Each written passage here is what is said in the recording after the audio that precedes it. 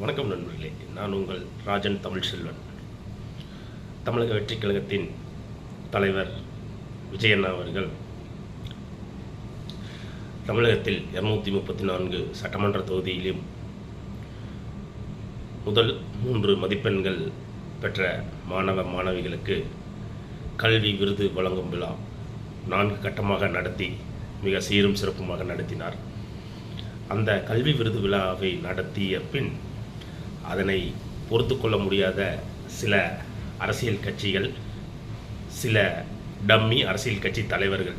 Dummy அரசியல் கட்சி தலைவர்னா தன்னை ஒரு கட்சியின் தலைவராக சொல்பவர் தனது சொந்த கட்சி சின்னத்தில் நிற்க முடியாமல் வாடகை சின்னத்தில் நின்று ஜெயித்து இன்று அவர் பெருமை பீத்திக் கொண்டிருக்கிறார்.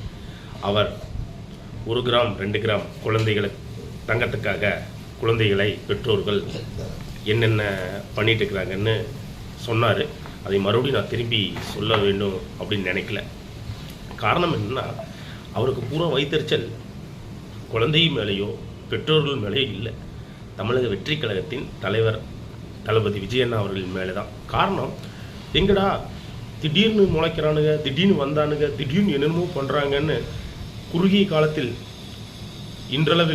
இன்று வரை குறுகிய காலத்தில் 1.5 கோடி தொண்டர்களை இருக்கிறாங்கன்னு சில ஊடகங்களில் சில பத்திரிகைகள் வந்துட்டுருக்கு. தமிழக வெற்றி கழகத்திற்கு 1.5 கோடி தொண்டர்கள் உறுப்பினர்களாக இருக்கிறார்கள் என்று ஊடக வாயிலாக வந்துருக்கு. இதையெல்லாம் அவங்களால ஜீர்ணிக்க முடியல, அதனால் ஏற்றுக்கொள்ள முடியல. அதனால சில தகாத வார்த்தைகளை சொல்லி எந்த வழியில் அவரை மனத்தோய்வடைய வைக்கலாம் என்று எண்ணிக்கொண்டிருக்கிறார்கள். நிச்சயம் அது ஒருபோதும் நடக்காது. பார்த்திருப்பீர்கள், தமிழக வெற்றி கழகத்தின் தலைவர் தளபதி விஜயண்ணா அவர்களின் 51வது பிறந்த நாள் விழா தமிழ்நாடு முழுவதும் சீரும் சிறப்புமாக செவ்வனையே நடைபெற்றது.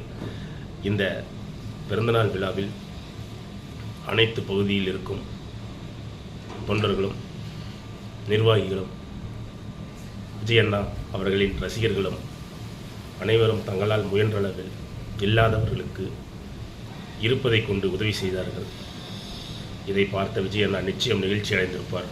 அவரை பற்றி யார் அவதூறு பேசினாலும், எப்பேற்பட்ட தலைவர் என்ன பொய்க்கருத்துக்களை சொன்னாலும், எப்பேற்பட்ட அரசியல் கட்சியாக இருந்தாலும் சரி, ஆலமரம் என்று பீத்திக் கொண்டிருக்கும் எப்பேற்பட்ட அரசியல் கட்சிகளாக இருந்தாலும் சரி, ஒன்று மட்டும் நினைத்துக் கொள்ளுங்கள், ஆலமரம் என்கிறார்கள். அந்த ஆலமரம் மக்களுக்காக தனக்கு தீங்கை ஏற்படுத்தி கொண்டு நன்மையை மக்களுக்கு செய்கிறது. ஆனால் இன்றைக்கும் அரசியல்வாதிகள் நன்மை எடுத்துக்கொண்டு தீமை செய்கிறார்கள். சிந்தித்து பாருங்கள். 2026 நிச்சயம் தமிழக வெற்றி கழக